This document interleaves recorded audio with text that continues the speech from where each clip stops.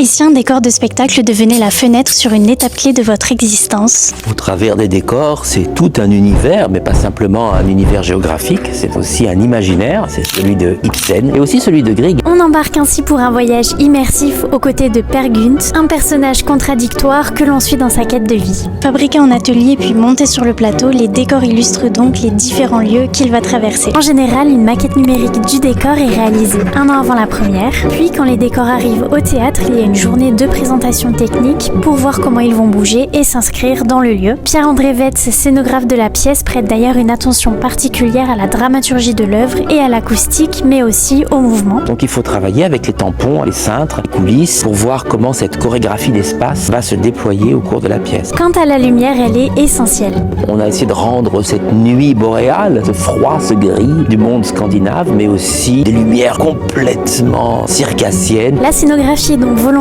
en bois et sombre, mais pour autant la couleur noire est un excellent réflecteur de lumière. Le dernier élément à noter, c'est que derrière la conception des décors se cachent de nombreuses normes techniques. Il y a dans ce spectacle un effet important qui est créé par un tampon, c'est-à-dire un ascenseur. Le décor est en dessous et puis il monte. Il y a des règles de sécurité, notamment le nombre de personnes sur ce tampon pour éviter qu'il se bloque est limité à 7.